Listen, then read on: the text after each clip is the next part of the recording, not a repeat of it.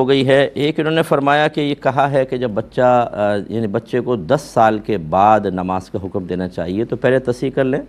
نبی کریم صلی اللہ علیہ وسلم نے فرمایا جب بچہ 7 برس کا ہو جائے، یعنی 8ویں سال میں لگ جائے، 7واں ختم ہو 8ویں میں لگے، فرمایا نماز کا حکم دو، اور جب 10 برس کا ہو جائے تو نماز نہ پڑھنے پر مارو۔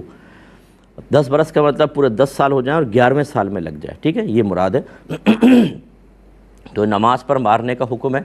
باقی یہ کہ 5 نمازوں کا حکم ہے، نبی کریم نے اس میں استثناء نہیں فرمایا۔ ہاں اگر بچے کی فرض کر لیں فجر میں سوتے ہوئے آنکھ نہ کھلی، آپ نے اٹھایا لیکن وہ نیند کا غلبہ ہوتا ہے تو مارے پیٹے نہیں، یعنی بہت زیادہ سختی نہ کریں، چلو ایسا ہے، یا کوئی اور کسی ایکٹیویٹی کی وجہ سے کوئی ایک آدھ نماز نکل گئی، جب تک بالغ نہ ہو تو گنجائش ہوتی ہے۔ لیکن میری بہن، اگر آپ 1-2 نمازوں کی پابندی کروائیں گی اور باقی مصروفیات کی وجہ سے اوائڈ کریں گی، تو جو مقصد ہے نبی کریم کی تلقین کا وہ تو فوت ہو جائے گا۔ آپ تو چاہتے ہی یہ ہیں کہ آپ یہ چاہتے ہیں کہ بالغ ہونے سے پہلے بچے 5 نمازوں کے عادی بن جائیں۔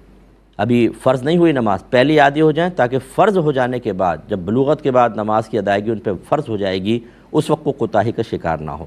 تو آپ تو یہ کر رہی ہیں کہ 1-2 نمازوں کا کہیں گی، باقی 2-3 نمازوں کو چھوڑی، تو بچہ تو 1-2 نمازوں کے پڑھنے کا عادی ہوگا، اور بلوغت کے بعد لازم بات ہے کہ مصروفیات کو کم تو نہیں ہوتی، مصروفیات تو بڑھتی رہتی ہیں، اللہ کے لیے مصروفیات میں سے ٹائم نکالنا ہوتا ہے۔ اگر گورنمنٹ آف پاکستان یہ اعلان کر دے کہ جو اپنے بچوں کو 5 وقت نماز پڑھوائیں گے، ہر نماز کے بدلے میں 10,000 روپے ملیں گے، پھر دیکھیں کہ ماں باپ کیسے اپنے بچوں کی مصروفیات ختم کروا کے نماز نہیں پڑھواتے، پھر سب پڑھوائیں گے۔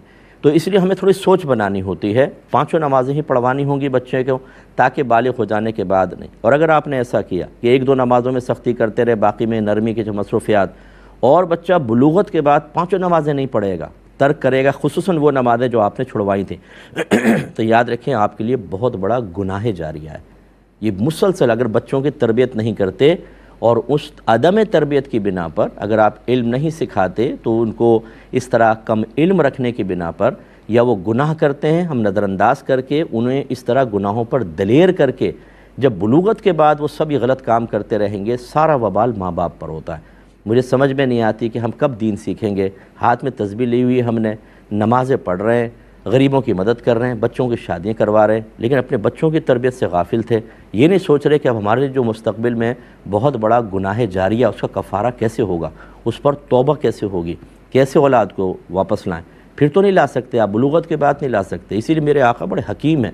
آپ نے پہلے بتایا کہ اس وقت بچہ کہنا مان لے گا، بلوغت کے بعد تو آپ کا مانے گا کہاں سے، قابو میں نہیں آتے بچے، اور نہ اتنی سختی مناسب ہے۔ بلوغت کے بعد ضد پیدا ہو جاتی ہے، بعض اوقات ہٹ دھرمی پیدا ہوتی ہے، یہ وہ بدتمیزی پر ابھر آتے ہیں۔ اس سے پہلے ہی تربیت کرنی ہوتی ہے۔